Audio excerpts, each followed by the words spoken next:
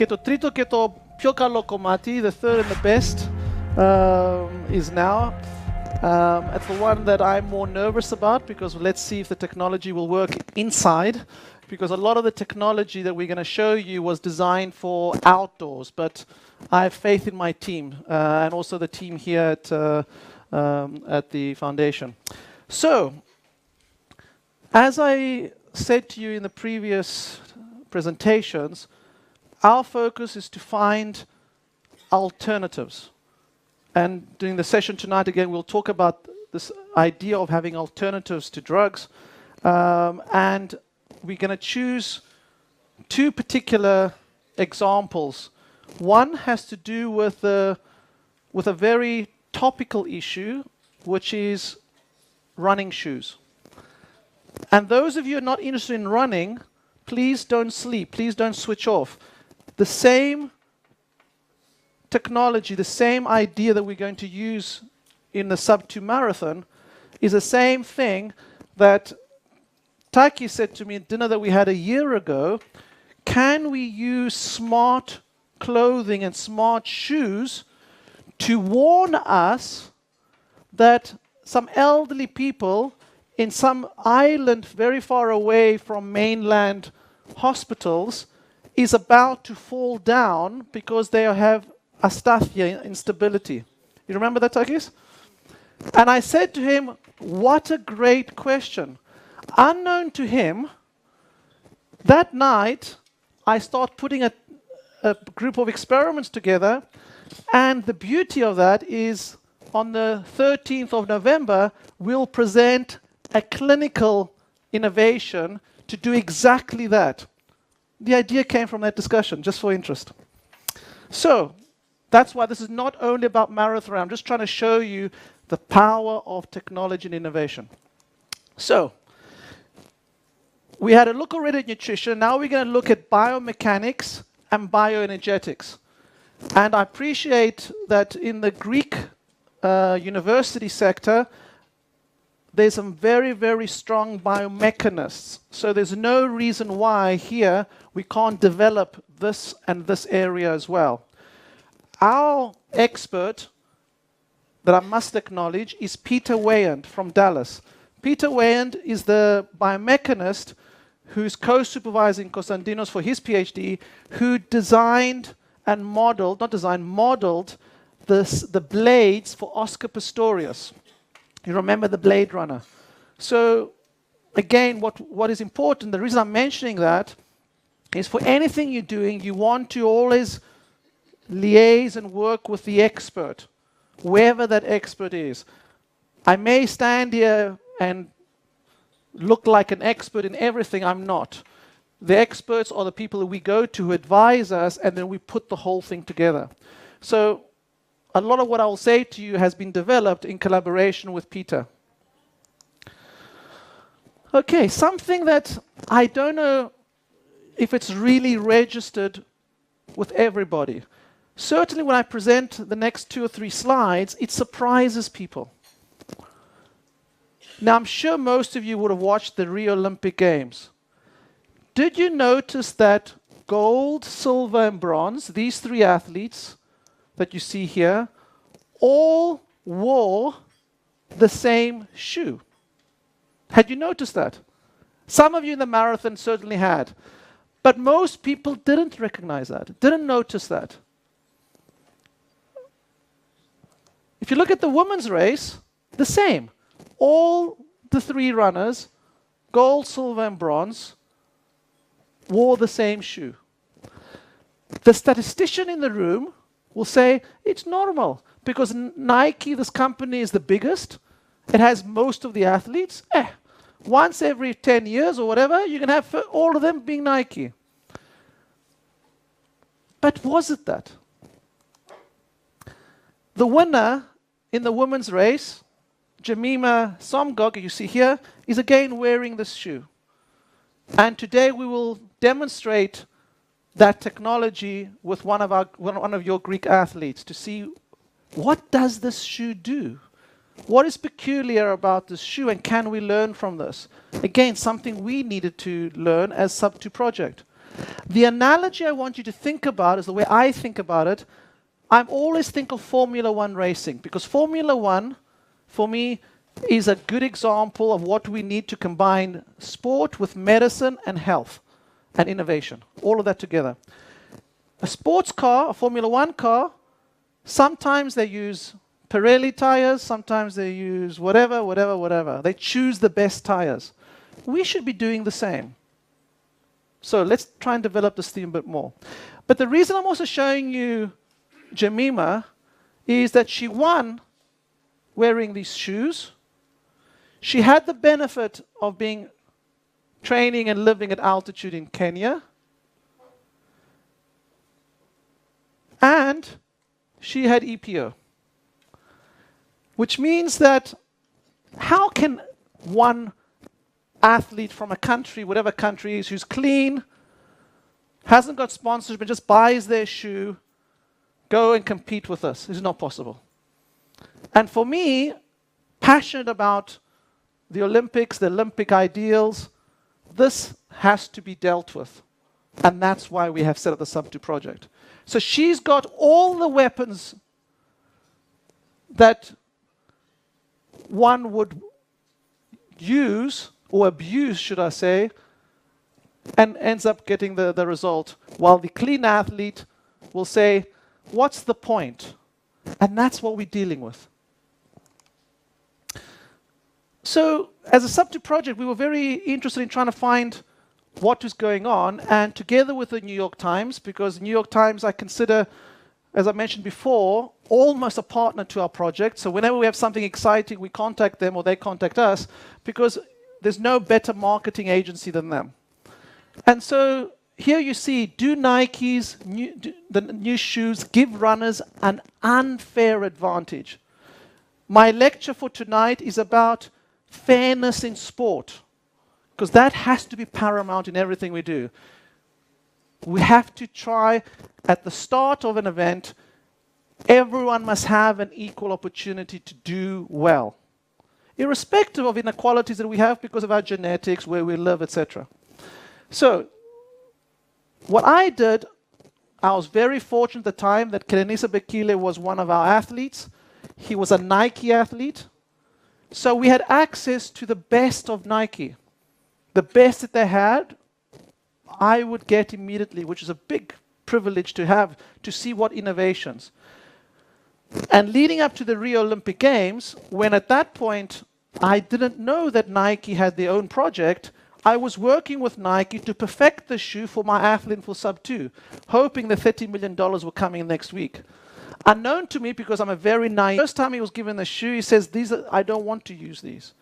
Those of you who've been following our project may remember a publication that we had in the journal Nature, together with Dan Lieberman from Harvard, where we showed that barefoot running or barefoot style running may be preventative for damage because it doesn't produce an impact force, because you have a very good cushioning system within the foot.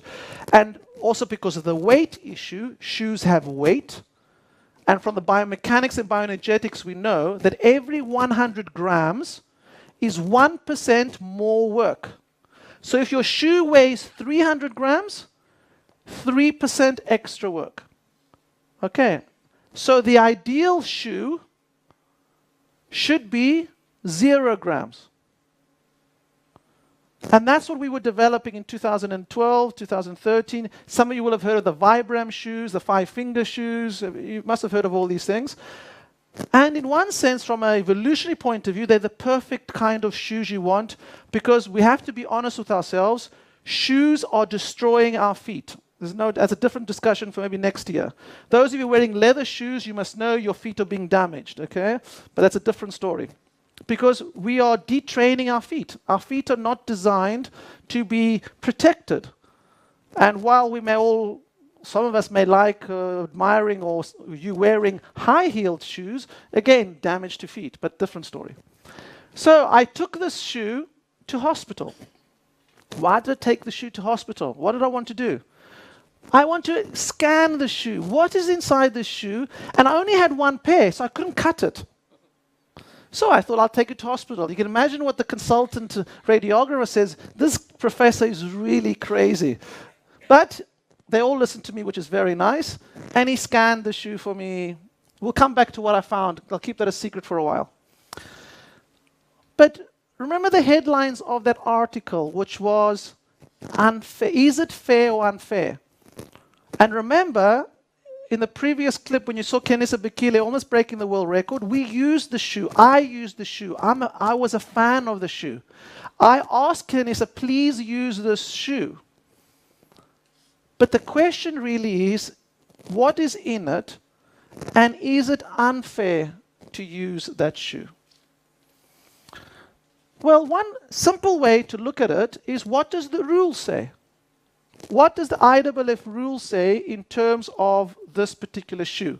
And I'd like to draw your attention to Rule 143 in clothing, shoes, and athlete bibs. And the rule says, athletes may compete barefoot, so you can actually do what I said initially, which is to be barefoot. And maybe down the line, you will see the barefoot shoe come from sub 2, but we'll come back to that later on. Or with footwear on both feet. The purpose of shoes for competition is to give protection and stability to the feet and a firm grip on the ground. Such shoes, however, must not be constructed so as to give athletes an unfair assistance or advantage. In other words, if wearing the shoe is giving you a performance benefit, then it's against the rules. That's very, very clear, isn't it? And before I mention about these innovations, because some people will critique our project saying, Yanis, you're providing these innovations, but actually it's not available for everybody. We try and make them available. That's the whole point of this. And that's also in agreement with this rule. Any type of shoe used must be reasonably available to all in the spirit of the universality of athletics. 2 points here. Reasonably available to all in the spirit of universality of athletics. I was really wanting to do this demonstration to you, and I really wanted to use an athlete that could benefit from that knowledge. And so we chose Alexis, who you'll see shortly, who will do the experiment for us today. And I'd like to thank Alexis and his coach for allowing us to actually do this today and for you to benefit from those experiments. But that also produced a problem for me, because the only shoe size I have are the feet of Kenenisa, who clearly wouldn't be too happy for me passing his shoes around. So I had to find a shoe for this demonstration. I won't say exactly what we had to do to try and get hold of that shoe, because it was a problem. And it cost us, and our supporters here, our partners, a lot of money to actually get access to these shoes to fit our athlete. But we've managed to do that. Okay, I'm talking a bit more because I'm waiting for the athlete to come, so that's good. Anyway, so we managed to get the shoe with a lot of difficulty, and where we got the shoe, it's the only one now available. So in no way is it reasonably available for everyone. So the experiment you will see, I'll just plan for the experiment because the athlete is just warming up and we'll shortly start.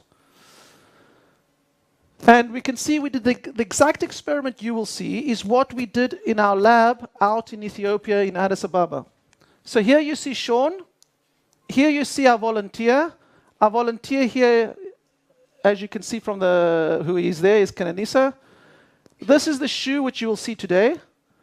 The weight of the shoe is 188 to 189 grams, which is, as I said to you, equivalent to 2% extra weight or 2% extra energy cost. And I'll show you, for example, what you will see as well. You'll see the athlete here is wearing a mask. For those of you not used to ergometrica tests, it's actually to assess the oxygen uptake, and in particular the running economy, and to do it wearing different shoes. And I'll just let you see the kind of thing we get.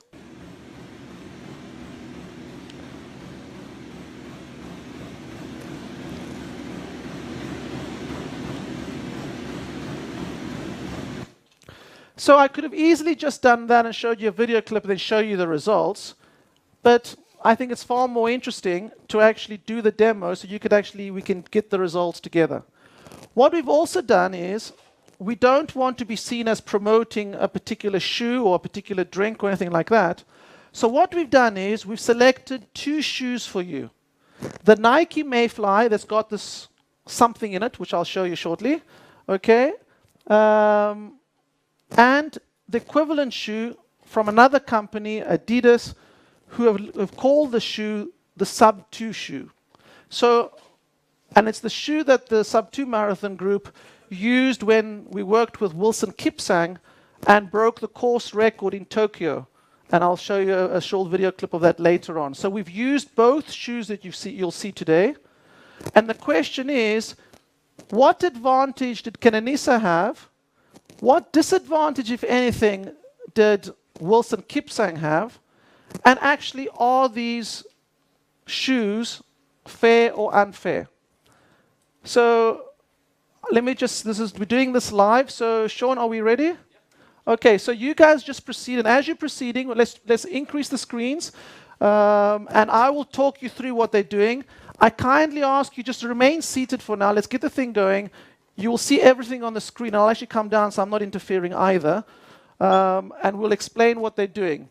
So we are instrumenting Alexis here, as you can see, and placing the heart rate monitor on. What you'll also see, and while they're doing that, I will just describe some of the other innovations you'll see. We are going to also use the smart app that we've developed in collaboration with Vodafone and Huawei to allow us to get real-time information of what the athlete is doing. So we'll get responses on the screen. So you will notice here, at the moment, if you look, his heart rate, well, maybe it's not started yet or whatever, or maybe he's just on his warm-up, so he's probably just trying to respond. Yeah, so his heart rate is about 106 here. He's done a good warm-up. And you'll see his responses. I must say, because we're indoors, there may be a 20 to 30-second delay. Okay? But just bear with us on that. So you may find there's a delay between these parameters and the real parameters. Okay? So just be aware of that. And so when he's doing the experiment, we will see his responses. And then more interesting, when he goes out, we will see not only what he's doing, we will actually see his responses. Also what you will see, so let me tell you what you will see. And remember, the beauty of this is we can develop any sensor you want. Whether it's a sports sensor, which are the kind of things we're doing here, like heart rate. We can look at, down here, you'll see what we call kinetic and kinematic sensors, which tell us, oops, they're just refreshing to try and get the data more. Okay, here we have, for example, contact time, which is the amount of time the foot is in contact with the ground. We have here the cadence. Okay, what is the cadence of the athlete? Here we have what is the stride angle. The stride angle is when you touch the ground, what is the angle between the ground and the sole of the shoe? That's very important. Why? Because in the paper I mentioned to you before, whether you land with your heel, mid-stance, or forefoot stance makes a very, very big difference. Yesterday at dinner, Mersha was sharing with me a video of one of his top young talents. And he says, Yanis, look at this athlete. Tell me what you see. He was wearing the Nike shoe that you'll watch too, but he was landing on his heels. First of all, he's not using the shoe. Nike shoe becomes irrelevant because he's not using the spring mechanism. Oh, I've told you what's inside. And secondly, as we know, due to the impact force, he's not going to last as a marathon runner because he's going to cause damage and stress fractures. If he follows the guidance of doing 44 kilometers, 45 kilometers twice a month at least, he's not going to last a year. All right? So having that angle is very, very important. In terms of other sensors, okay, here, this one here is the core pill, okay, which we're not, as I've ingested one, but we're not going to do this in live, although Sean has given Alexis a pill. We'll see that later. We just weren't set up to doing it inside. This is our VO2, indirect measurement of running economy, okay? VO2, so this is in moles per kilogram per minute. I apologize for the decimal place for the scientists in the room. This was Vodafone making it to 3 decimal places. It's not meaningful, but you'll get an idea of oxygen uptake. For the non-scientists, this is the size of the engine and what his economy is. This one here is the land temperature. Okay, the land surface temperature, and I must acknowledge Ifigenia Karamitsoglu from Astroskopio Athinon. The very Googled-eyed would have seen as our partner, the Astroskopio Athinon is our main partner providing us with this technology. She has done a lot of work with NASA. She's a remarkable scientist, and thanks to her, we can access in real time satellite information thanks to the excellent work she's doing, okay? So I really would like to thank Ifigenia, although she couldn't be with us today because she's traveling. So this parameter here, land surface temperature, that we get when the athlete is running outdoors is vital, and we get that thanks to Greek innovation. The humidity, the air temperature, which is different to the land surface temperature, and then these kinematic sensors I've already referred to. But theoretically speaking, we can get any sensor we want. While they're setting up, because they're setting up, as you can see here, they're setting up the K5 here, which is doing the absolute measurement of this, VO2. So what should happen is the number you see here and the number this machine gives us should be in agreement. It is the topic of Konstantinos' PhD to actually make this number spot on, so we never have to do this in a race, because you're not going to have Alexis running in a competition wearing all of this. But he will wear the watch, and then we can get his VO2 from this technology, and that's what Konstantinos is hoping to do. But let's see today, the work we've done for the last year, how close this number is going to be to the number on the K5. If it's bad, we need to go back to the drawing room. But let's see what we get. The other thing, talking about sensors, and this is for this physician in the room, the sports physician as well, but the physician, is that already companies like Abbott are providing real-time sensors of glucose. So I don't know if anyone in the room is aware, or maybe themselves are diabetic and have a real-time sensor. It's a sensor that goes onto the skin, and it measures in real-time glucose. Well, if we can measure glucose, we can measure lactate, we can measure pyruvate, we can measure anything you want. If I had more time to present to you, and without insulting myself or the sports scientists in the room or the ergophysiology in the room, is the pioneers and Nobel Prize winners of physiology, A.V. Hill and Otto Meyerhoff, our mentors, who got Nobel Prize for their work, they would be very disappointed with our field today that we're still doing VO2 max testing 100 years later. Where is the development? So we should be trying to do new things.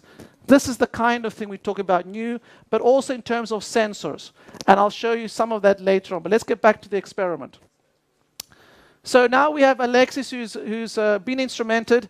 You'll note he's actually wearing the shoes that I referred to before. Also, you'll notice that around his foot, he's also wearing a sensor. A sensor which is the one that we had access to, which weighs 18 grams, which no athlete would wear. You can see it here too. No athlete would wear in a competition, really, although it's not too different from what athletes sometimes have to wear to record the fact that they've run the distance of the marathon. But already we have actually changed this and developed a 0.2 gram sensor, which will go into the shoe. We will build it into the foam of the shoe. To do also what Taki said is to make the intelligent shoe with the sensor built into the shoe. So the shoe will become intelligent. Okay, so now we have Alexis on the treadmill. You proceed as you wish. Okay, so just proceed independently to what we're saying. So they've warmed him up a little bit, and the running economy people in the room will know that the test we normally use is to run the athlete at the speed of 16 kilometers per minute, okay? Kilometers an hour, sorry. Okay? 60 kilometers an hour. And I'll bring him up to that. And they're going to do it for 5 minutes. What you will see here, okay, is time and VO2. VO2 in liters per minute and VO2 in milliliters per kilogram per minute. This number here should eventually match with this number. There's a bit of a delay, remember. This has about a 30-second delay because we're in this room. You see, it hasn't started recording yet because of the delay. But focus on this side. Because remember, we want to, with this particular shoe now, we want to find out what his VO2 is going to be and see if it's different to when we change to the next shoe. Moshe, can you give me the Adidas shoe while we're waiting? Can you bring me the Adidas shoe, the other shoe? Just to remind you as well that due to auction kinetics, you'll find that the values will go up. It takes about 2.5 to 3 minutes to stabilize. So the VO2 should eventually stabilize at a value which would be the auction cost of Alexis running, thank you, running with this particular shoe.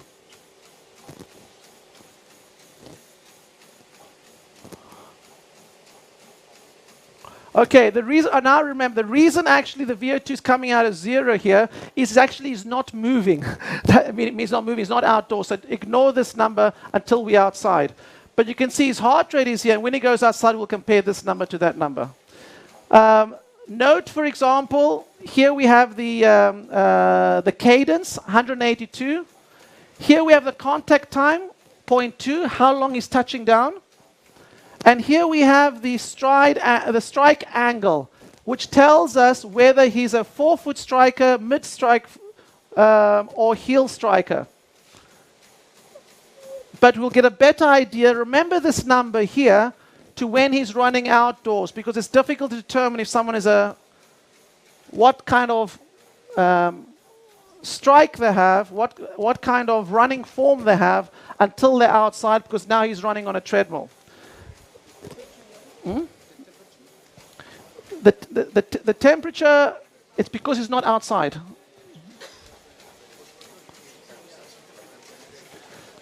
In terms of VO2, we are sitting here at around, I'm trying to look at the numbers here.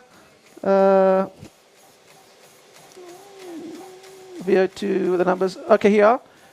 Around about, it's fluctuating here, 48, 51.6 mils per kilogram per minute. Keep that number in mind as well. So it's starting to plateau as I predicted. Remember, he's going to do 5 minutes. 5 minutes with this shoe. The numbers here you can see 45, 49, 46, 44. Those are the numbers we want to compare that shoe to the Adidas Sub 2, which is the shoe Wilson Kipsang used, and that's the shoe Elliott used. So let's see what difference it makes. Again, cadence, contact time 0.25, cadence 182, heart rate 169. Again, try and remember these numbers. What will happen when they finish the experiment, I will carry on presentation, and then they will do the comparison for us and tell us what difference the shoe made. So try and remember this now, although they will do the analysis for us. So again, look at the VO2s here. The VO2s being 51, 51.3. So see, it's stabilizing at around about 50. A little bit less, maybe. Sorry? Yes, and the cadence is very, very stable. You can see here, and that's a good example of. It's also the fact that the treadmill is at a very fixed speed, but also because he's a very experienced runner, he's able to maintain his cadence, his strike angle, everything, contact time, Very, very steady. But that's the information you want in the beginning of the race, in the middle of the race, at the end of the race. 5 seconds until he stops, and you can see the values here plateauing at about 40, oh, it's there, yeah, 40, 48, 49, okay? Thank you for that, brilliant. So what Alex is going to do now, and we'll get more information from here, is they're going to walk out, have a short break, and then within about 5 minutes, they're going to do exactly the same thing outdoors. And then we should have all these parameters, and he's done the indoors, and now we're going to do the outdoors, doing the exact same experiment to see what effect, and keep in mind these numbers to see how they change when he's out there. Just as motivation for Alexi, okay, just give him applause. Okay. Okay, so Alexis now will go out, and you can actually monitor what Alexis is doing, okay, from the cameraman who's taking him out. Okay, you can see here. Oh, yes.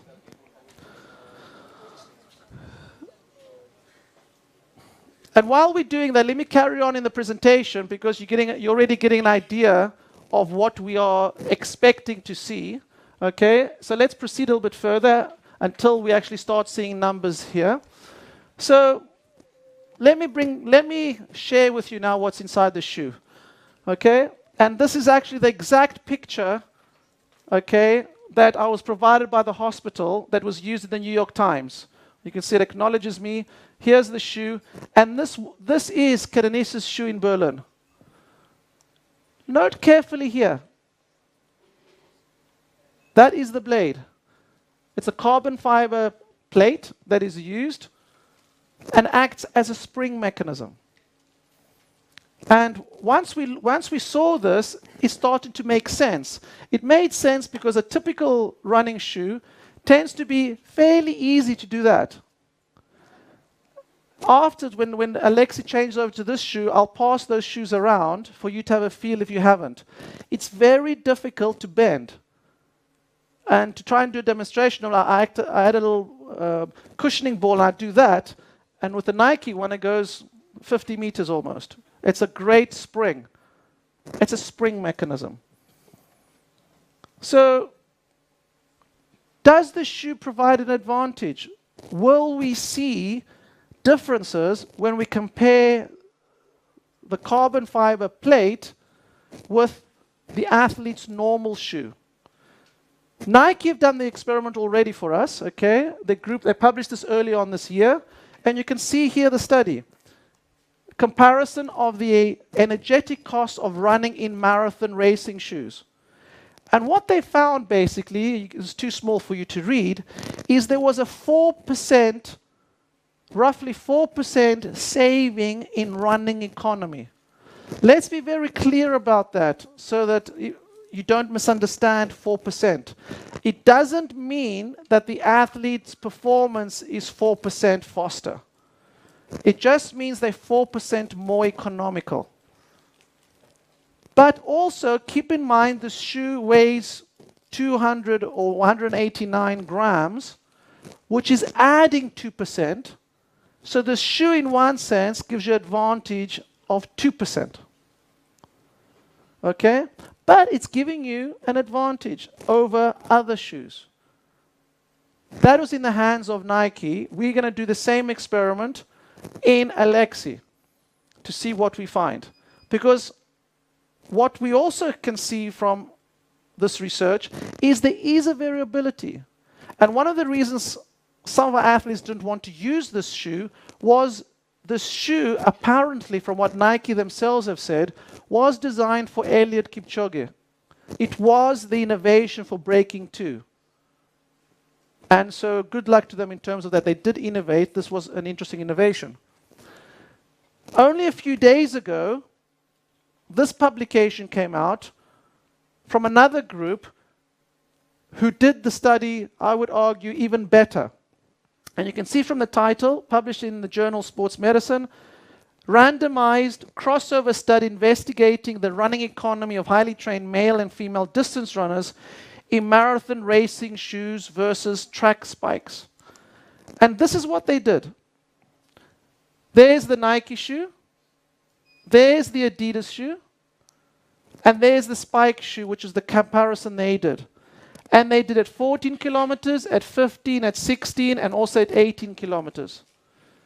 I remind you that the typical running economy test is at 16 kilometers, and that is what Alexi is doing today, 16 kilometers.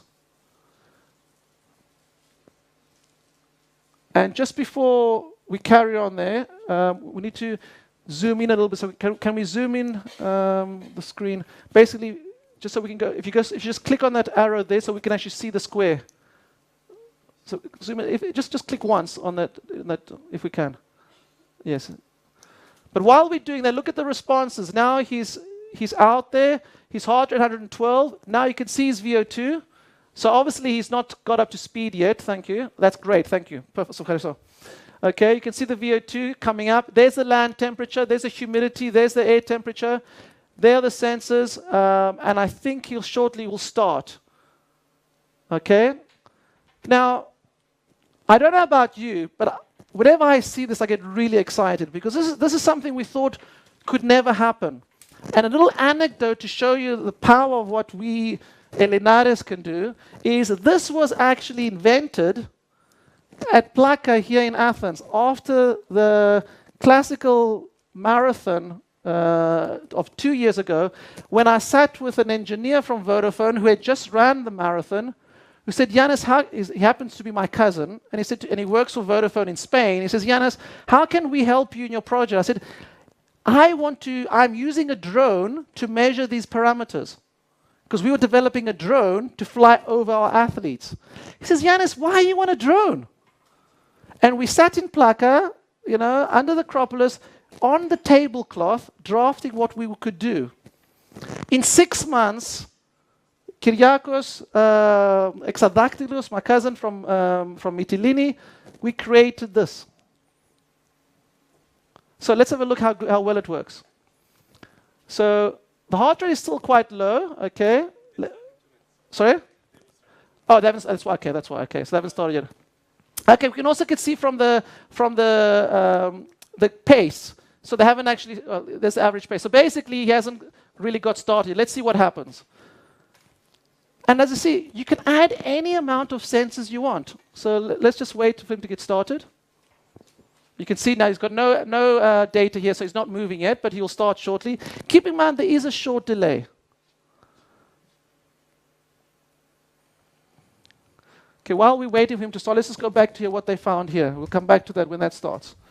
Okay, so you can see here, if we take the 16 kilometers an hour, okay, we see what happens. This blue one here is the same shoe that Alexis is wearing.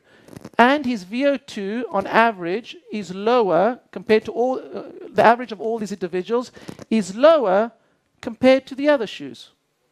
And that is the point here, that the shoe here is lower here, low at the higher speed, low at 15, and low at 14. What we would do if we were working, and as we did with Kenenisa, you saw him on the treadmill, we were putting him on the treadmill at race pace. Because at the end of the day, if your athlete is running the marathon at 15 kilometers an hour, then test it at 15. If at 20, or trying to attempt a world record at faster than 21, then clearly that's where you want to do the experiment. So let's see what's happening here. In less than a minute, they will start running. Oh, they haven't started yet. Okay. So we have another minute. Okay. Oh, we'll save the VO2, of course. Yes. Okay. So let's see what happens. But let's carry on here. So in essence, what we're showing here is, or what these scientists showed, is the fact that the plate was advantageous. Sorry?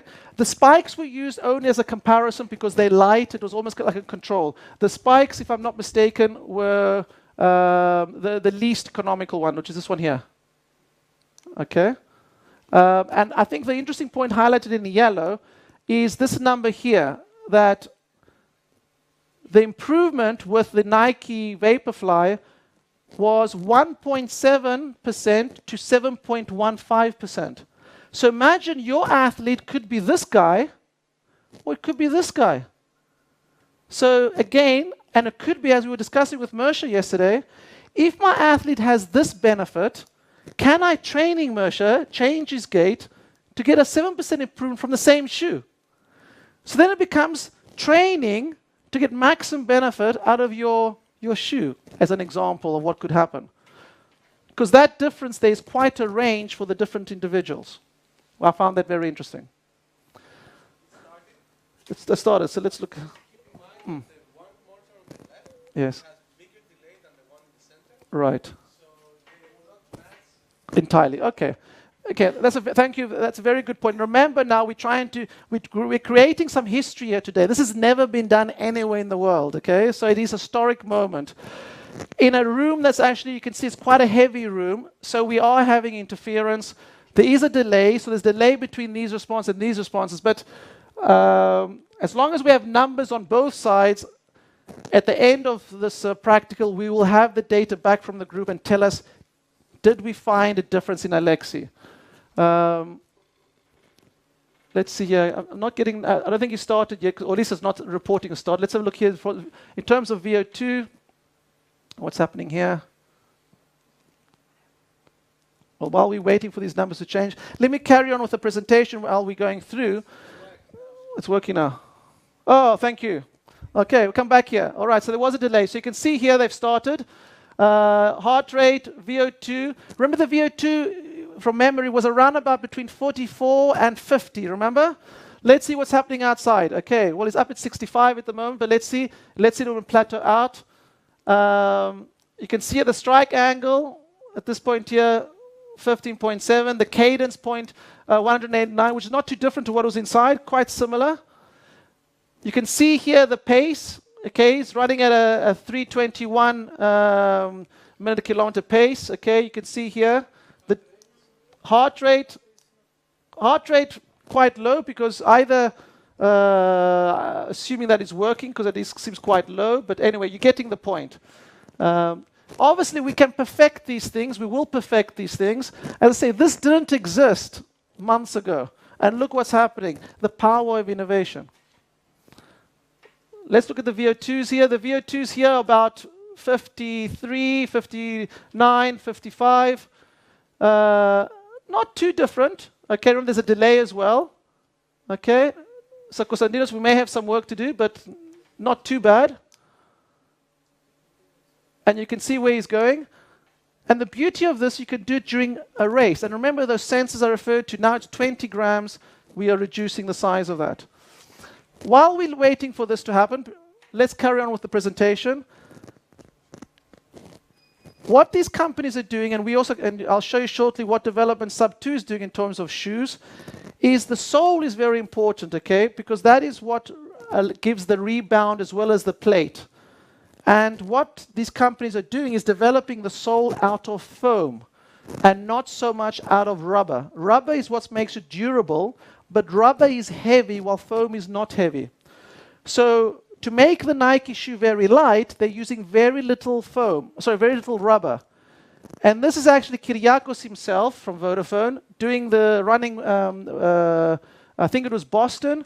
Look what happened at the end of his race. The shoe had fallen apart because very little rubber. So these are really shoes for one race. But if it's your Olympic final, you'll do it. Okay? But it's just to show you, and this is also based on what was in the literature. Others who have bought the shoe have found that as well. But the important bit here is that the shoe works. Importantly, it's light. And this innovation can be enhanced and improved. Let's keep in mind the question, though, is it fair? Let's come back to the data here. So, again, looking at VO2s, we're about 50s here, 48, 54, 52. Here, about 58, a little bit higher here, okay? You see the kinematics. And what will be very interesting for us to do is when Alexis come back, we'll change over to the Adidas shoe, which doesn't have a carbon fiber plate. So going back to my initial premise is, and a group led by Ross Tucker from South Africa, who's got a very famous Science of Sport website that some of you will be aware, he made a very interesting remark when Elliot broke the world record. So also when Elliot won recently the Berlin Marathon, he said, could it be that Elliot had a shoe that was much better than Wilson, who had come, I think, 3rd or 4th or 5th, but actually Wilson was a better athlete because he had a shoe that gave him less benefit, and so the difference between 1st and 4th, his position, was down to the fact that Elliot had a shoe. It's just an interesting argument. So while those numbers are being generated, let's carry on with the presentation. So as I said to you, so what we are doing is sub 2. Yes? We have some clip from the runner. Yes. From the canal. Let's put that. Take that down, let's put that up. No. Yes. Yeah, no problem. Let's do that. Yes. So they understand what happened. Yeah, no, that's a great idea. And I must really thank the team here from the foundation. This is just a remarkable means of presenting, and I thank them very much. This is excellent. So you want to put up the camera?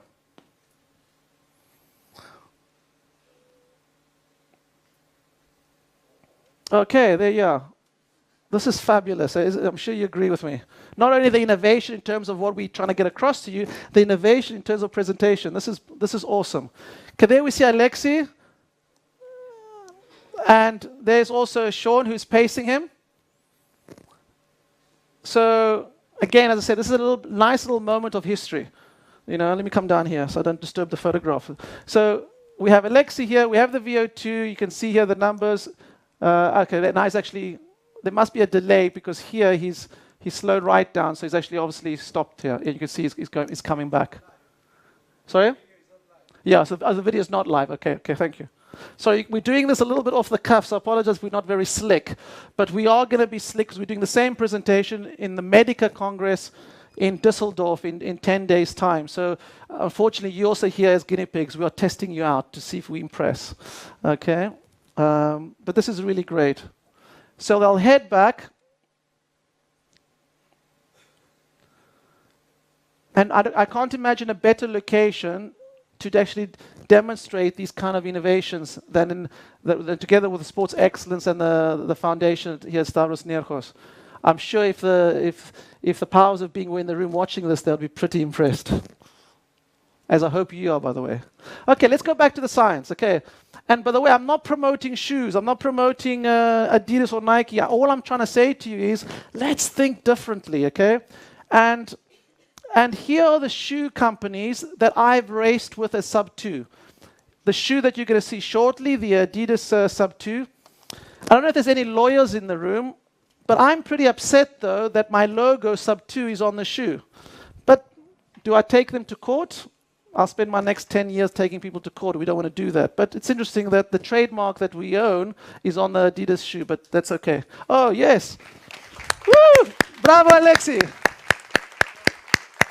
And while we're taking things off, can I have a microphone, please? Microphone? Give me a microphone, someone. Microphone. So, Alexei, while they're instrumenting you, I'm sorry to disturb you, but... Alexei, λοιπόν, πες μας πώς αισθάνθηκες με τα παπούτσια... Αλέξη, κάτσε εκεί, συγγνώμη. Ναι. Λοιπόν, Αλέξη, σε ευχαριστώ πάρα πολύ. Είσαι φανταστικός πραγματικά. Okay. Κάναμε μια μικρή ιστορία σήμερα. Είχαμε τα αποτελέσματά σου όπως τα έκανες live εδώ μέσα, με ένα μικρό delay. Αλλά το ουσιαστικό για την αίθουσα, για το άτομο εδώ μέσα είναι πώς βρήκες τα παπούτσια. Γιατί, αν δεν ξέρω αν το ξέρετε, ο Αλέξης μόλις πρόσθετα θα μας το πει ο ίδιος, έδειξε το μαραθώνιο της Φραγκφούρτης με τα δικά του παπούτσια και ήθελαμε να μας πει ο Αλέξης πώς ένιωσε αυτή τη στιγμή με τα Nike Mayfly. Και γενικά με όλα που έχεις κάνει. Καλησπέρα πρώτα απ' όλα. Σίγουρα είναι με διαφορά το καλύτερο παπούτσι που έχω φορέσει. Wow, okay. Ναι. Πολύ ελαφρύ, πολύ μαλακό. Δεν έχω ξαναφορήσει τόσο μαλακό παπούτσι. Και γενικά νομίζω σε πάει μόνο του το παπούτσι. Είναι καταπληκτικό, ναι. Είναι καταπληκτικό. Okay. Αλέξη, έχεις το παπούτσι που έδειξες στη Φραγκφούρτη μαζί σου? Το έχω μαζί μου, ναι. Μας το δίνει κάποιος αν είναι εύκολο? Γιατί μας είπε δύο ενδιαφέροντα πράγματα ο Αλέξης. Είπε ότι είναι λαφρύ και το άλλο τι είπες? Πολύ μαλακό. Okay, λαφρύ και μαλακό. Και αν κοιτάξει μόνο το βάρος αυτού του παπουτσιού, που δεν έχω ζυγαριά να σου κάνω, είναι αρκετά βαρύ. Που σημαίνει ότι ο Αλέξης, τι χρόνο μας έκανε στη Φραγκφούρτη, Αλέξη? 2.36 έκανα. Και 2.36. Αν ο Αλέξης φορούσε αυτό το παπούτσι, θα είχε τρέξει λίγα λεπτά πιο γρήγορα. Με την ίδια, με το ίδιο effort, με όλα αυτά. Πώς νιώθεις που το ξέρεις αυτό αυτή τη στιγμή? Ίσως έπρεπε να το είχα το παπούτσι ήδη. Ναι, και αυτό είναι σημαντικό, μιλάμε για το fairness. Αλλά ο Αλέξης, αν ήθελε να πάρει αυτό το παπούτσι, δεν θα μπορούσε να το βρει. Λοιπόν, είναι fair.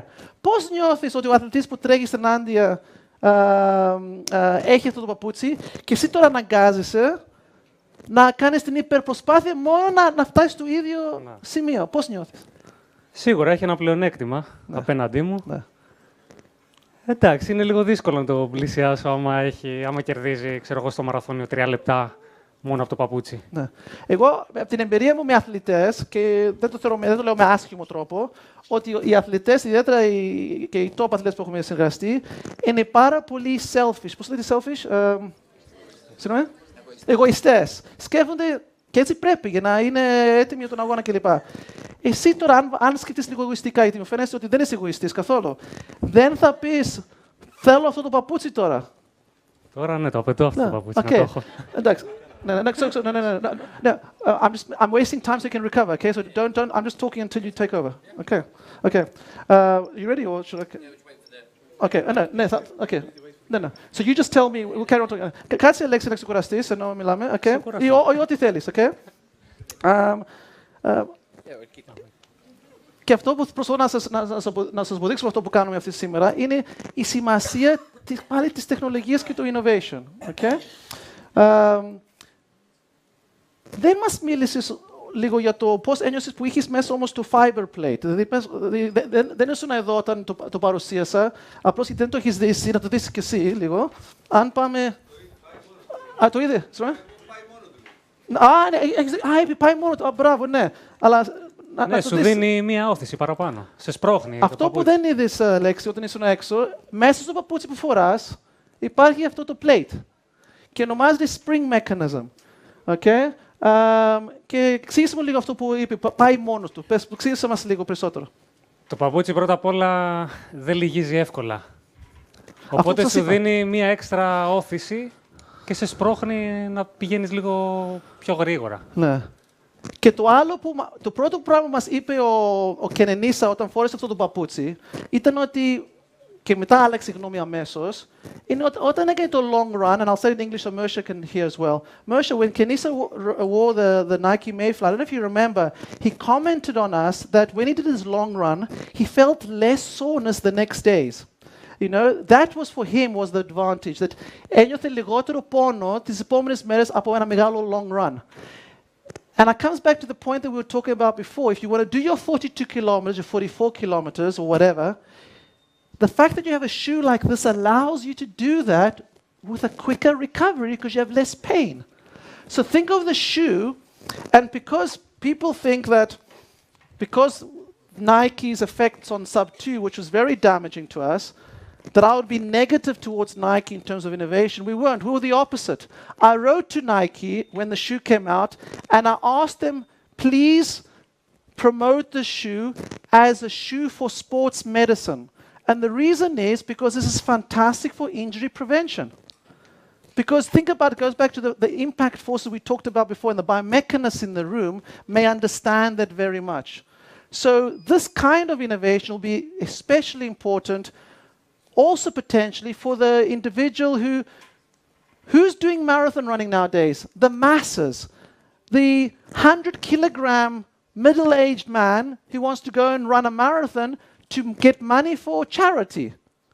So these kind of innovations may help them so they don't end up on Taki's surgery table. So can you see how we can use innovations for performance for clinical purposes? There's unlimited opportunities. So what I'm going to do, if Alexis also doesn't mind, I'm going to take the Nike shoe. Oops, sorry.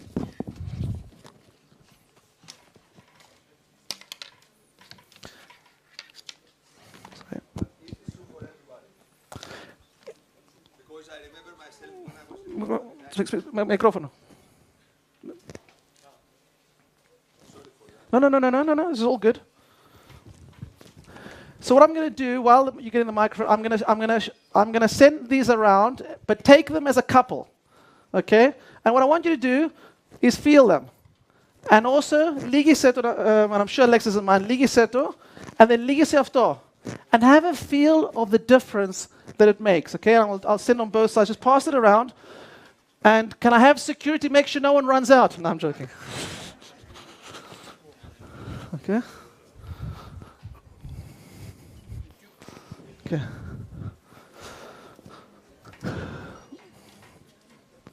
Okay, you proceed. Don't worry about me. No, you guys proceed. Okay. So while we're waiting for Alexei to recover, and remember, Alexei was just finished a marathon a few days ago, so we also don't want to cause him too many difficulties. Let's carry on with some of the presentations so we can. Yes. A question. Of course, the question I forgot. So what I was wondering is this for everybody? I mean, Kenenisa was very well prepared for such a Formula One shoe. I remember myself in 1994, I was in Houston to run a marathon, and I went to the expo to buy some shoes. And there were 3 different types of Adidas. One was very light, and the guy asked me, "What is your time?" And I said, because I wanted to buy the lightest one. And I told him I have run 2:28. He said, "No, don't buy this shoe. Take the next one." So he didn't sell it to me, although I wanted to buy it because I thought it would be much faster for me. Yes. Again, a beautiful question. I really thank you for that. And I could spend hours answering that because remember today, one theme for today is the individual. So there's nothing in life that's for everyone. It's got to be individualized. That's the first thing. Clearly, before these scientific papers came out, I don't know if those of you who've been following the literature, they did a study where they looked at participants in the major marathons. And they worked out the time using, what's that software, the app that does recording of race times? What's it called? Sorry? Strava. So Strava used data to look at performances of individuals wearing the Nike shoe versus other shoes. And the data is incredibly compelling, and you can Google it, and I can send it to you if you want, that the shoe in general was far better. So much so that I think it was Boston, or at least one of the major marathons, altered the qualification time for entry into the marathon based on whether you had that shoe or not. So the answer, I would say, is, theoretically speaking, a plate like I showed you should help everyone if you're not heel striking.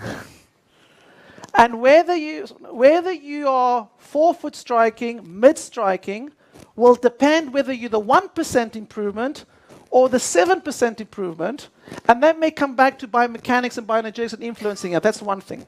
Secondly, I must say that I asked, and I acknowledge Kyriakos from Vodafone who shared these pictures for us, because this is actually Kyriakos running, and he said to me, "I'll never use the shoe again."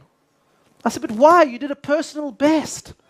He said, "I'll never use the shoe because he couldn't walk for weeks afterwards because the top part of the shoe hasn't been designed for his feet. He felt that the shoe was almost coming off. It was very loose, And Moshe will know this. For example, Kenenisa doesn't wear socks when he wears a shoe. He wants to feel the grip of the ground almost. So these shoes have been designed for special athletes, potentially, and then used by someone else, in this case, Kyriakos. So Kyriakos, although he had a personal best, found that he was not going to use the shoe again. He's going to keep it as a memento that he did well wearing the shoe. So for us, it's not about this shoe. It's about what we learn about the bioenergetics of running from a shoe like this. And I think this knowledge, whether you're a biomechanist, a physiologist, a physician, is incredible. If you're a coach, this is the kind of information you want. But personally, for the sub-2 athletes, it's imperative, it's very, very important we develop this shoe. Why? Because I want to be able to have our athletes run 45 kilometers regularly. And I can't think of another way to do it than this shoe. So for me, this is a training shoe. And if one day, because I would like questions or opinions on whether it's fair based on the rules that I showed you. One version, I won't tell you my view, but you can tell me your view. If the view is it's unfair, and let's say IAAF treated all these companies in a meritocratic and fair way, they should ban the use of, in racing, of the carbon fiber plate. But I think for training, it's a wonderful adjunct and a tool that can be used by coaches so you don't cause damage to people, so they can actually tolerate the distances and the terrains that are required, especially for athletes who are not lucky enough to train in the beautiful Nandi Hills of Kenya, and you're running on the concrete jungle, unfortunately, of Athens. You know, this shoe could act as the environment, etc., etc. Yes, question. Yes. Okay, my question is similar. I've run with the cheaper version of this shoe, the Zoomfly. I think you call this something else. Yeah, this is the one that's the full carbon fiber, yes, rather exactly. than the previous version. Yes. So I've run with the Zoomfly, which has the same kind of well, it doesn't bend. Yes. It doesn't bend. Yes. It doesn't have the carbon fiber, but it doesn't bend. So Yes. Similar though. Yes. yes, it's a similar idea. Now, my question is this: you mentioned that this particular one is springy, but by the fact that it doesn't bend, it also promotes a 4-foot strike. Yes. Now, yes. by promoting 4-foot strike, it means that it relieves from the athlete to put an effort in running in that style, and perhaps it helps the athlete in that way. How much do you think How much do you think that these two factors contribute in the benefit that they have from yes. wearing this shoe? Yes. First, being springy, if it is springy, and second, forcing him, let's say, in yes. doing a full yes. foot strike. Yes. Thank you. I must be very clear with you. It's not if it's springy. It is definitely springy, and that's the whole mechanism behind it. And we can, and Konstantinos, who part of his PhD, will actually quantify that springiness in one sense. Because if you think about it, it's acting to look at elastic energy, potential energy, and create elastic energy. So it makes sense. It's going to have a spring mechanism, and you can feel that. So that's an easy question to answer the first bit. You're very right that I think in the slower runners, like, let's say, when I say Kyriakos is a slow runner, he finished in just over 3 hours, so he's not a bad runner, okay? I think in that case, and maybe even slower runners, that it may force them, as you say, to run more 4-foot strike, which is actually what we want people to do from a health point of view. You know, try next time to run on the marble on your heels. It's very, very painful. Okay, we're about to start. So for me, therefore, keep that in mind in terms of the average runner. But in terms of athletes like Kenenisa, they don't need to be forced to run on their toes. They are doing that anyway, because that's the only way you can run at those speeds. So I think that answers your question. Okay, so now we're moving on to the second shoe, which is very, very different to the other shoe you saw. With the same shoe that you see here, Wilson Kipsang and Sub 2 broke the Tokyo course record in 2017. And a shoe that Wilson very much enjoyed using. It'll be very interesting to see what the numbers look like, and also what Alexi tells us after having done that. Keep in mind that when we saw those VO2s before from the other shoe, they were in the vicinity, ballpark, of about 48 mils per kilogram per minute. So let's get started. And while they're getting started because of time, I appreciate we're going well over time here. Let me try and get to the end of the presentation at the same time. So while they're doing that, I'll talk as well. Remember, it'll take him about 3 minutes to reach steady state. So for me, the message for all of us is, can we learn from the different shoes and develop the shoe that's best for your athlete? And this kind of technology and everything you're seeing here, is technology available here. Sports Excellence, and actually the team here is made up of our team and also the made up of my team and also the team from Sports Excellence. So what Alexis should be doing before his next race is coming to facilities like Sports Excellence or the Tefa or wherever it is and saying, test my shoe. And Alexis' coach should be saying, You mustn't use that shoe. Use that shoe because the numbers are telling you it's much better. Because imagine how. Where's Alexis' coach? Where's Alexis' coach? Alexis' coach. Oh, okay. Ελάτε λίγο, αν δεν σας πειράζει. Ελάτε και ενώ ερχόσαστε. Πώς νιώθετε ότι μόνο με αλλαγή του παπουτσιού δίνεται στον Αλέξη δυνατότητα να έχει 1 με 2 λεπτά κέρδος στο χρόνο. Πόση δουλειά πρέπει να τον κάνεις σαν coach να κερδίσεις 2 λεπτά. Και γενικά πώς αισθάνεσαι αυτά που έχεις δει μέχρι στιγμής. Εννοείται θα έχω μια χρονική διάρκεια ενός έτους, δηλαδή μιας ολόκληρης προπονητικής περίοδου για να βελτιώσουμε 2 λεπτά. Ενώ τώρα με την ίδια ακριβώς προπονητική επιβάρυνση θα κάνει ακριβώς 2 με 3 λεπτά πιο κάτω. Και για τους coaches εδώ μέσα και τους αθλητές, αυτό είναι. Και για τον, αν σκεφτούμε για τον Έλιο, για τον Κανίς, αυτό είναι διελύσει το παγκόσμιο ρεκόρ. Γιατί κάθε αθλητής, ανάλογα με το επίπεδο που βρίσκεται, έχει μεγάλη απόκληση από αυτό που κάνει. Κερδίζει και περισσότερο και λιγότερο. Και μέχρι στιγμής, και δεν είναι σίγουρο αν.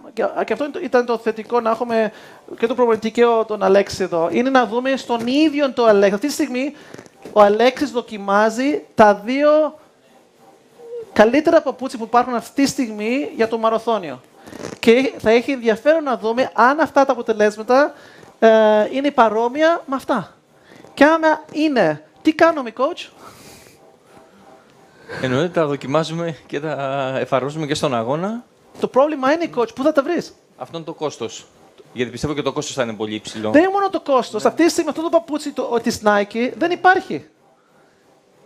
Λοιπόν, αν τύχει αυτό το παπούτσι είναι καλό, αυτό τουλάχιστον υπάρχει. Το άλλο δεν υπάρχει. Βλέπεις που είναι το πρόβλημα. Και αν επιστρέψουμε... πρακτικής φύσεως το πρόβλημα. Είναι πρακτικής φύσεως το πρόβλημα. Yeah. Πρέπει να υπάρχει και στην αγορά. Έτσι. Και σιγά σιγά αυτό ελπίζουμε να γίνει. Okay?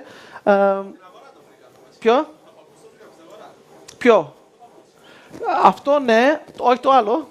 Το Adidas βρήκαμε στην αγορά. Το Adidas στην αγορά. Το άλλο δεν ήταν. Να μην λες πού προέρχεται και θα δούμε το πρόβλημα. Ναι, δεν το συζητάμε αυτό. Μην ανάψουμε τέτοιες. Coach, από αυτά που βλέπεις μέχρι στιγμής και μέχρι τώρα, πόσο έχεις εφαρμόσει στους άλλους αθλητές σου, στον Αλέξη, την αυτά τα επιστημονικά πράγματα που έχουμε μιλήσει σήμερα μέχρι στιγμής? Πόσο από αυτά χρησιμοποιείς ή θέλεις να χρησιμοποιήσεις? Ή πιστεύεις όταν φύγεις σήμερα από εδώ, πόσα από αυτά θα αλλάξουν αυτά που σκέφτεσαι? Πολύ σημαντική, πιστεύω, διαφορά είναι η τροφοδοσία που έχει ο αθλητής κατά τη διάρκεια του αγώνα. Αυτό που είπατε με τα υγρά. Ναι. Που εφαρμόζεται κατά τη διάρκεια του αγώνα από τους αθλητές μου, αλλά πιστεύω με αυτά που άκουσα σήμερα θα υπάρχει μια σημαντική βελτίωση. Και με το παπούτσι, εννοεί τις τεχνολογίες, γιατί ο Αλέξης τα τελευταία 5 χιλιόμετρα είχε πρόβλημα με τους δικεφάλους. Αυτό είναι και από έλλειψη υγρών, πιστεύω, και από μια καλή χρήση καλού παπουτσιού. Και πες μου, μέχρι και το τελευταίο αγώνα, τι πίνει συνήθως ο Αλέξης? Τελευταία τροφοδότηση ήταν στο 37,5 μου φαίνεται και πήρε... Όχι συνήθως. Τζελάκια. Μια συγκεκριμένη εταιρεία. Ναι. Gels βασικά. Λοιπόν, ήδη άμα σκεφτούμε και χωρίς να το κάνουμε με σχέση προϊόντα κλπ. Το παπούτσι, το ποτό, το υψόμετρο, τα training, όλα αυτά που έχουμε περιγράψει. Πάμε και δεν έχω ετοιμάσει τέτοια ομιλία, αλλά μπορεί να σκεφτείτε, μπορεί να είχαμε κάνει, το είχα κάνει για τον Χάλη Γκαμπλασιέ, να τον πείσω να κάνει αυτές τις τεχνολογίες, ότι όταν βάζεις όλα αυτά ένα, πας από το καλύτερο το χρόνο που είναι 2.30, πώς είναι, 2.36, βάζεις το ένα, πας 2.35, βάζεις το άλλο 2.34 και ξαφνικά βρίσκεις και είσαι τώρα competitive internationally, βλέπεις διαφορά. Και για το υψόμετρο, συγγνώμη που είπατε αυτό, ο Αλέξης έκανε όλη την προετοιμασία του σε επίπεδο θαλάσσης. Και συγκεκριμένα στη Σάμο. Ναι. Όλο το καλοκαίρι, γιατί βούλευε εκεί. Ναι. Δηλαδή, πολύ σημαντικό ότι θα βατζάζει την προετοιμασία του μαραθωνίου. Ναι. Και για άτομα όπως είμαστε πολύ. Ευχαριστώ πάρα πολύ, coach. Ξένια, έλα, σε παρακαλώ, αν έχεις ένα λεπτό να μας μιλήσεις. Η Ξένια Αργυριτάκη είναι από το Σέγας. Και θέλω και εσύ, Ξένια, να μας πεις τώρα, ενώ περιμένουμε να επιστρέψει ο Αλέξης να κάνει το τεστ έξω. Εσύ, σαν Σέγας τώρα, πώς νιώθεις ότι οι αθλητές μας, σε αυτή τη στιγμή, κάνουν την προσπάθεια σαν αθλητές και βλέπεις δηλαδή πώς είναι εφικτό αυτά τα παιδιά με όλη τη διάθεση, με όλο το κόπο, με αυτό που λέμε στα αγγλικά, θα το δείτε το βράδυ, blood, sweat and tears, τα ίδια blood, τα ίδια sweat, τα ίδια tears, δεν έχουν πιθανότητα να είναι compete, να πάμε στο παγκόσμιο, σε Ολυμπιάδα και να μπορούμε να κάνουμε compete, άμα δεν εφαρμόσουμε αυτά τα πράγματα. Λοιπόν, εσύ, σαν ακαδημαϊκός πρώτα, σαν μέλος του ΣΕΓΑΣ και στην Ολυμπιακή Επιτροπή, τι αισθάνεσαι ακούγοντας όλα αυτά? Αισθάνομαι, βλέπω πόσο πίσω είμαστε σαν προετοιμασία. Βέβαια, γίνονται κάποιες μεμονωμένες προσπάθειες από κάποιους προπονητές με τη βοήθεια του ΣΕΓΑΣ είτε της Ολυμπιακής Επιτροπής να πάνε να κάνουν κάποιες προετοιμασίες.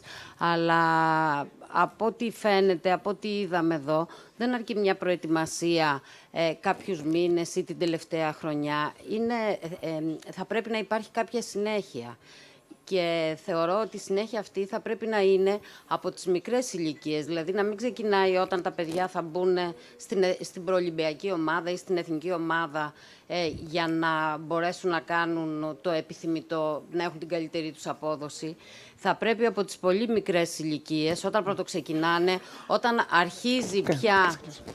όταν αρχίζει πια να μπαίνει η εξειδίκευση μέσα στο πρόγραμμα των αθλητών, δηλαδή μετά τα 15-16 τους χρόνια, από εκεί και μετά θα πρέπει να οργανώνεται η δουλειά και η προπόνηση που κάνουν, ώστε όταν θα φτάσουν στην επιθυμητή ηλικία, σύμφωνα με τις δυνατότητές τους, τη βιολογική τους ηλικία και όλα αυτά που πρέπει να λαμβάνουμε υπόψη, να έχουν το καλύτερο δυνατό αποτέλεσμα.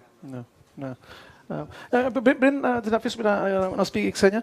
Και η Ξένια, για παράδειγμα, δεν ξέρω τώρα εδώ μέσα πόσους προπονητές υπάρχουν από το ΣΕΓΑΣ. Πώς μπορούμε να κάνουμε τους coaches, αυτούς που έχουν σχέση με το άθλημα, να ακούσουν αυτά και τα εφαρμόσουν. Γιατί άμα δεν τα εφαρμόσουν αυτά, ο μόνος τρόπος, γιατί ο coach θα πληρωθεί, θα πάρει το. Δεν ξέρω πώς δουλεύει στην Ελλάδα. Στο τομέα, εγώ βλέπουμε σαν ακαδημαϊκός πόσα paper θα κάνω publish. Και έτσι βλέπουμε αν είναι καλός ή πόσο καλός είμαι. Ο προπονητής θα είναι πόσα άτομα φέρνει στο ψηλό επίπεδο. Βλέπεις πώς γίνεται και ο coach που να έχει την πίεση να εφαρμόσει τεχνικές που δεν πρέπει να εφαρμόσει. Γιατί υπάρχει αυτή η πίεση. Πώς μπορούμε να αλλάξουμε αυτό το σκεπτικό? Πρέπει καταρχάς να αλλάξει η νοοτροπία των αθλητών. Όταν βλέπεις τα μικρά παιδιά και τους λες να κάνουν ζέσταμα, για να μιλήσουμε στη γλώσσα των προπονητών, τους λες να κάνουν 2 στροφές ή 3 και αρχίζουν και το διαπραγματεύονται να κάνουν 1. Άρα η φιλοσοφία των παιδιών πάσχει από την αρχή, από τη στιγμή που θα ξεκινήσουν. Αρχίζει, δεν ξέρω πόσοι ασχολούνται με παιδιά, με αναπτυξιακές ηλικίες, αλλά από τη στιγμή που θα τους πεις να κάνουν κάτι παραπάνω από αντοχή, αρχίζουν και διαμαρτύρονται. Αρχίζει η διαπραγμάτευση από την πιο μικρή ηλικία, από τα 10 χρόνια, που μόλις έρχονται τώρα τα παιδιά, ξεκινάνε και έρχονται, μόλις τους πεις να κάνουν μια στροφή παραπάνω, 400 μέτρα παραπάνω, αρχίζει η διαπραγμάτευση. Δεν υπάρχει αυτή τη στιγμή στη φιλοσοφία την προπονητική, δεν υπάρχει αντοχή. Καθόλου, σε καμία ηλικία. Όταν λοιπόν αυτά τα παιδιά συνήθως θα κάνουν 400 μέτρα, θα δουν, ξεκινάω από εκεί, ότι με την επίδοση που κάνουν δεν μπορούν να καταφέρουν κάτι, αρχίζουν μετά και μεταπηδούν στα 800 ή στα 1500 χωρίς να έχουν κάποια υποδομή στην αντοχή η οποία θα τους βοηθήσει να κάνουν κάτι παραπάνω. Δηλαδή θα πρέπει, θεωρώ, να αλλάξει η φιλοσοφία και των αθλητών και των προπονητών, κυρίως των προπονητών που θα την περάσουν στους αθλητές, από τις αναπτυξιακές ηλικίες για να έχουμε κάποιο αποτέλεσμα μετά. Το να κάνουμε τώρα κάποια παρέμβαση, είτε με τα παπούτσια ή με οτιδήποτε, στην ηλικία που είναι η ηλικία που θα μπορέσουν να αποδώσουν, ναι, θα έχουν κάποια αποτελέσματα, αλλά δεν θα είναι το επιθυμητό. Δεν θα βρούμε τον αθλητή που θα κάνει πολύ καλή επίδοση. Ευχαριστώ πάρα πολύ, Ξένια. Συγγνώμη, Γιάννη, ένα σχόλιο πολύ σημαντικό. Να σας πω κάτι. Είπατε για τους αθλητές, είναι οι προπονητές και αν δεν οριστεί συνεχιζόμενη εκπαίδευση, όχι μόνο στους προπονητές, και στους γιατρούς, συνεχιζόμενη εκπαίδευση όπως γίνεται στο εξωτερικό και αξιολόγηση. Όταν Γιάννη ο καθηγητής ο δικός μου, ο Σκούλκο, που είναι κορυφή στον κόσμο, ανά 5 χρόνια πρέπει να δώσει εξετάσεις και να αξιολογηθεί πάλι. και είναι 65 ετών και εδώ δεν υπάρχει καμιά συνεχιζόμενη εκπαίδευση. Κανείς δεν ελέγχει εμένα. Είμαι επίκουρος και κανείς δεν ελέγχει. Εξελίξαμε. Φέρνω κάτι καινούριο. Όλα αυτά που είπες είναι κάποιος προπονητής που τα παρακολουθεί τώρα ή τα ακούει τώρα πρώτη φορά. Άρα πρέπει να οριστεί και έχετε μεγάλη δύναμη ως ΕΓΑΣ. Συνεχιζόμενη εκπαίδευση στους προπονητές. Τα παιδιά περιμένουν από τους προπονητές, όχι από τους. Δεν μπορούμε να ρίξουμε το βάρος στα παιδιά, μόνο στους αθλητές. Αυτό τώρα επιβάλλεται από την Παγκόσμια Ομοσπονδία, η οποία έχει κάνει τις κατηγορίες προπονητών από που έχουν σχέση και με τις γνώσεις τους και με τα χρόνια που είναι σε κάθε κατηγορία. Και αλλάζοντας από τη μία κατηγορία στην άλλη, δίνουν πάλι πάντα εξετάσεις για να φτάσουν στην ηλικία την top. Είχαν δώσει μάλιστα και μία προθεσμία για τους Ολυμπιακούς του Τόκιο, ότι θα έπρεπε να έχουν δώσει κάποιες εξετάσεις σε συνεργασία της ΙΑΦ με το Πανεπιστήμιο του Λαύπορο, νομίζω, να περάσουν κάποια σεμινάρια για να μπορούν να υποστηρίξουν τους αθλητές με όλες τις τεχνολογίες. Και θεωρώ ότι αυτό σιγά-σιγά θα γίνει σε όλες τις παγκόσμιες ομοσπονδίες. Ήδη κάνει το ποδόσφαιρο, το μπάσκετ, σιγά-σιγά. Αρχίζουν όλες οι ομοσπονδίες σιγά-σιγά να έχουν τη διαβίου εκπαίδευση και εξέλιξη. Γιατί υπάρχουν πολλοί, είχα κάποια συζήτηση χθες με κάποιους εδώ, υπάρχουν πολλοί που νομίζουν ότι μόνο με τη θεωρία χωρίς την πράξη θα κάνουν κάτι. Ούτε το ένα είναι εφικτό, ούτε το άλλο. Αυτά τα δύο πρέπει να συνδυάζονται. Ευχαριστώ, Ξένια, πάρα πολύ. I would like to just, because we are very, very privileged to have Mersha here. Mersha has a lot of experience. He's a national coach, the coach of Kenisa Bekele. He started with the youth athletes. And I want to just translate a little bit. This has been an incredible discussion, Mersha, that I just want to briefly translate, because I would love to hear your views on what the Greek coaches have been saying. The coach of Alexis, Xenia, who spoke just now, is part of the Hellenic Athletics Federation, okay, and also a member of the Hellenic Olympic Committee. And the discussion was very much that Alexis, for example, he used a shoe which was very heavy. He didn't really drink anything sophisticated, or actually he had much more than some gels during racing, so he would have lost there as well. In terms of training principles, a lot of this today was completely new to him. And if you add all these small things and all the things that the coach just heard today, he feels that the athlete would go from being a good athlete to an elite athlete, a truly elite athlete who can become competitive. Yes, please note as well, while we're waiting, that now we actually on the course again. But if I finish my point to Mersha, and then the discussion was, how do we try and interact with the athletes and the coaches to bring these kind of innovations? And Xenia says something very important. She says that, and I want to really stress this because I know how different it is in Ethiopia. She says it's very difficult to get the youngsters to actually do what we ask them to do, to have the respect, to actually do this training, listen to what we're saying. In Ethiopia, you don't have any of these technologies either. Talking about shoes, I've seen some Ethiopian athletes, as I'll show you tonight, not wearing any shoes, let alone having a shoe that's heavy. What do you think Greece can learn? It's gone through economic crisis. It's a difficult time for everyone. There is the issue of drugs like it is in other countries too. What do you think, based on all these innovations, and also the final thing Xenia says also important, is that it's pointless giving the shoe to an athlete and the special shoe, the special drink, if you haven't done the basics of training right. Because what's the point? Can you just address them? Because I know some of you may not be here tonight, may not hear Mersha. So while we're waiting, please also have a look at the screens at the same time. Mersha, tell us your views. Give us some guidance as to what they can do, and explain a little bit for those who won't be here tonight the philosophy of the Ethiopian system. Just 5 minutes. Stand up. Okay. I would like to say thank you very much. I'm also very happy to be here and to meet you and to have you some experience what I have. From the explanation of Yanis that I understood, I met also some athletes and some coaches who have been talking a lot about how we are going to become elite or to improve our performance and to join with class athletes. there is no any mystery. I believe it is hard work and the commitment. Plus, we are really very lucky. We are circled by knowledge, which means technology. In different times, there were different innovations that improve the way that we have been running, the time that we have to improve or that helps us to improve. So when I come to about Ethiopia, as Yanni says, everyone starts running with barefoot. And the conditions that we are provide us to have very familiar with running and having hard work. For example, if you ask me about Haile Gebrselassie, not only him, but also athletes, they come from rural area, and if they want to have school, they have to walk, unless they have to run maybe 20 and 25 kilometers a day. And imagine when they are getting back, it's going to be like, just I have given you the calculation. So it has its own contribution, the boy or the girl to be very tough and to be very patient beside to become an athlete or to become sports person.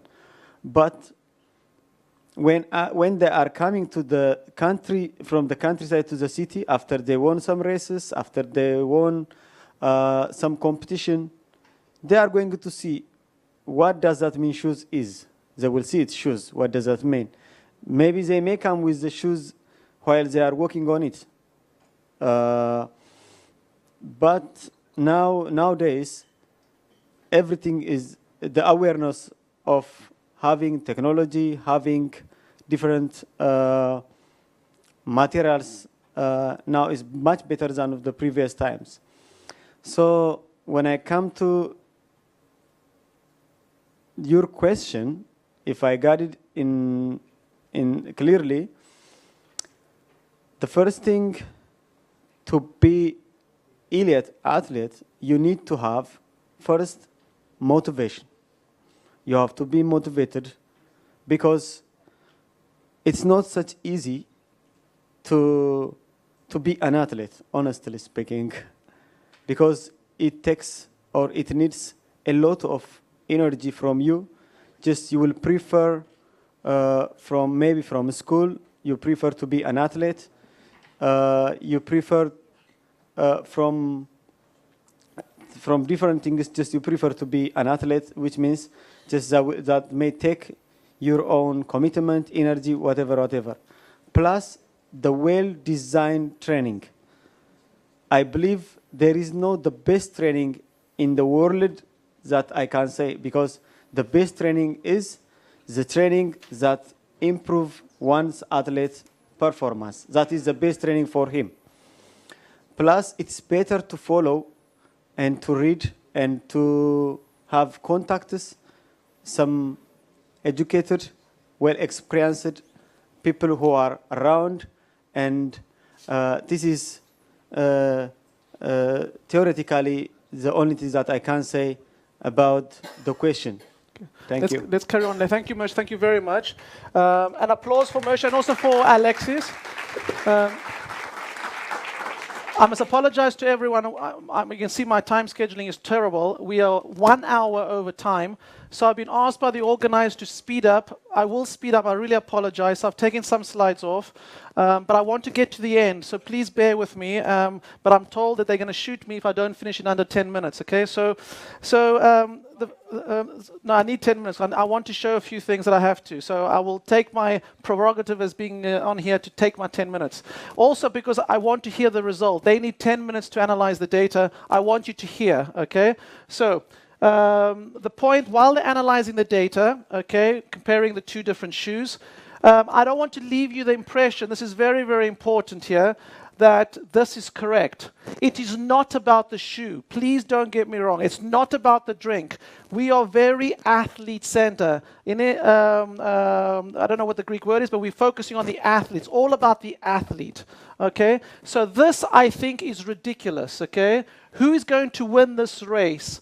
And you can imagine how I felt in Berlin when we were about to race with Mersha, and I see this. Who will win? The Nike shoe or the Adidas shoe? Because what we should remember is the following. How fast does this car go? How fast? And the answer is, it cannot go without the driver. So it's not about, and it must never become about the car. It must be about the athlete. So we need to avoid the situation that Alexis and the coach described, that he has no chance, because what's his motivation going to be if he's at a disadvantage compared to everyone else?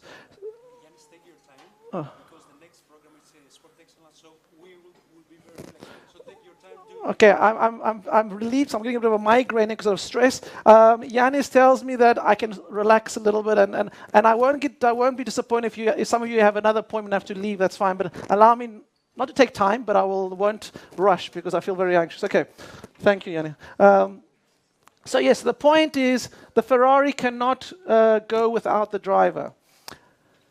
What you would have seen, and Mersha, can I have the sensor, please? Sean, can you bring me the sensor that was on Lex's shoe?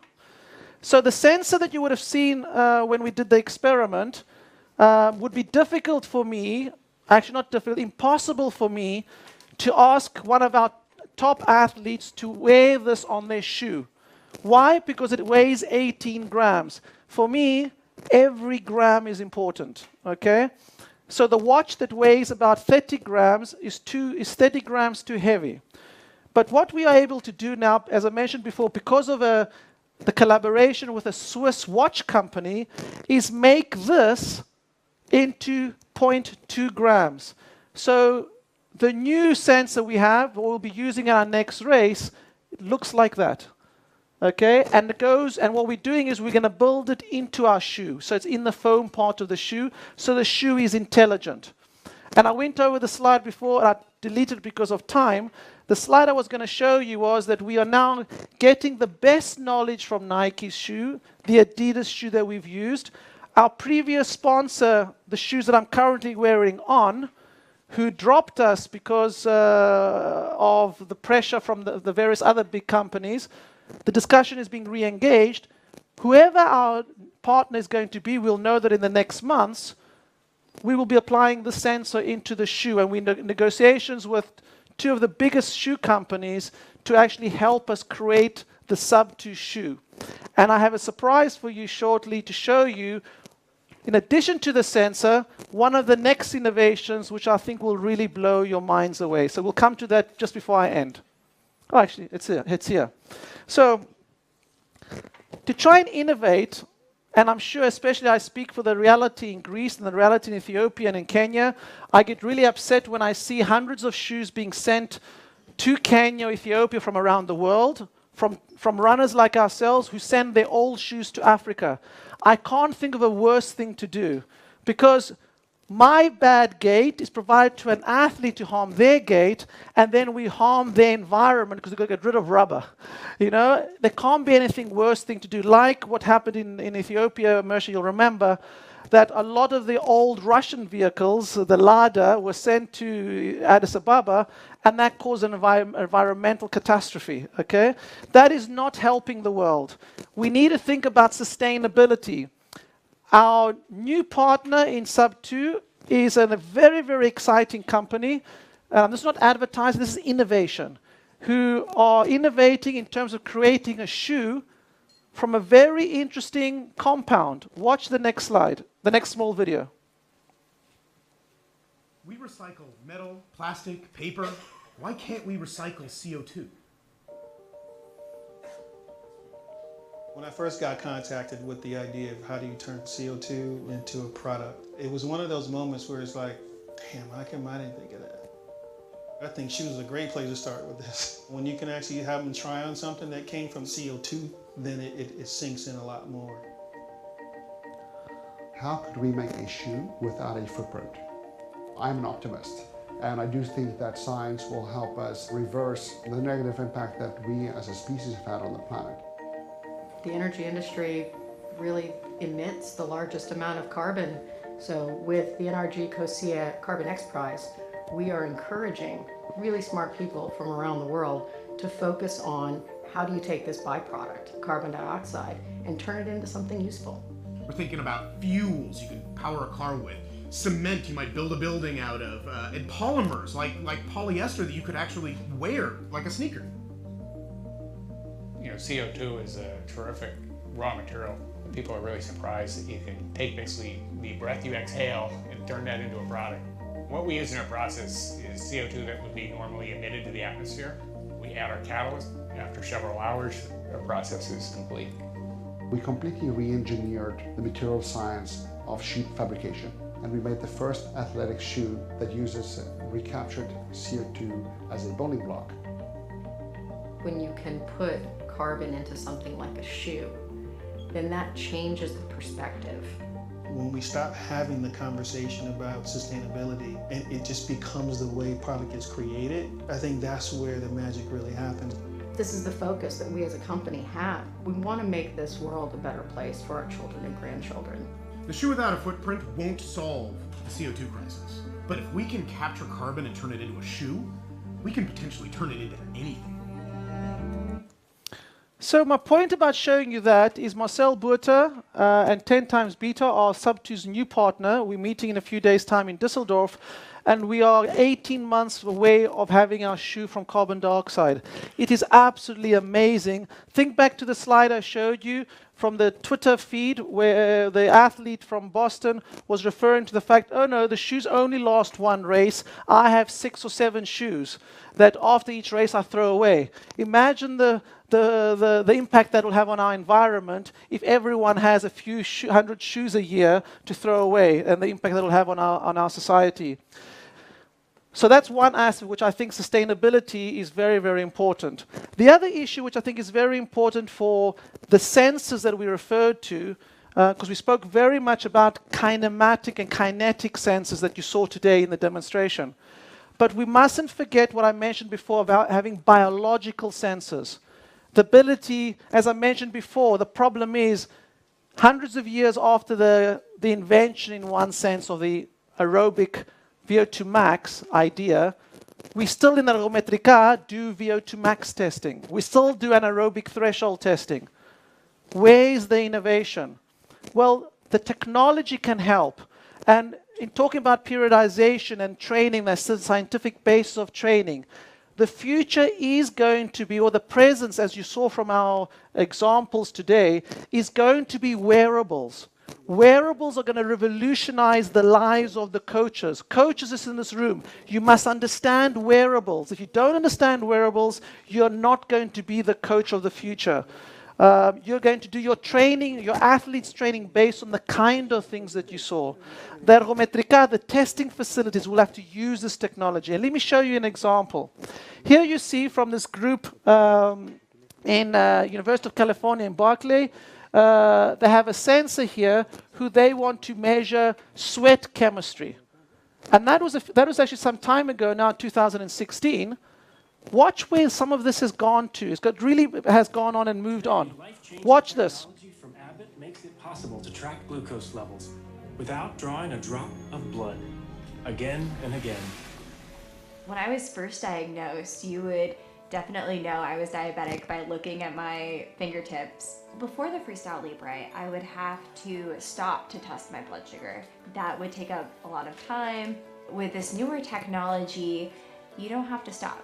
And you don't have to wonder in that time, what is my body doing? Drawing blood with painful finger sticks just to get the basic information they need about their glucose levels is unfortunately the reality for many people with diabetes. We really wanted to transform that reality, reinvent daily glucose monitoring, and provide a seamless and painless option. Here is the groundbreaking solution. Simply scanning this small sensor provides real-time glucose data.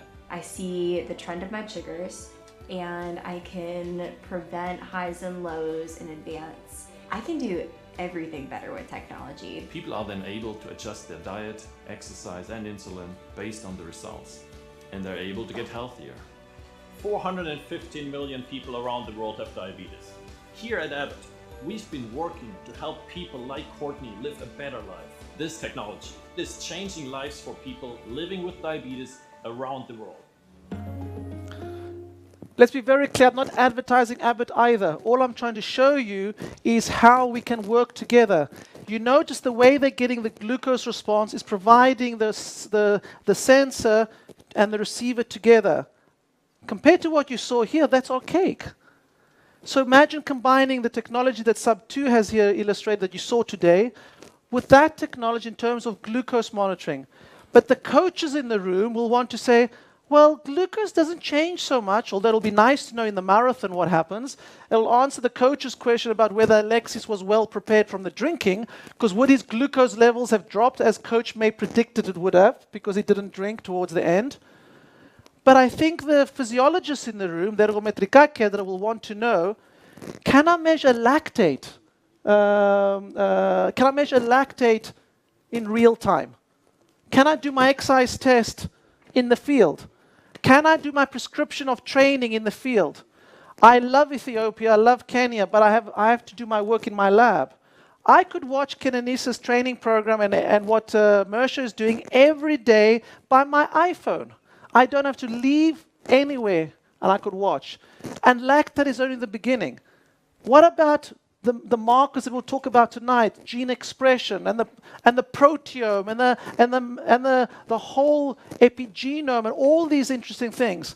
This is just the beginning, but these are the technologies that will come into sport in our everyday lives.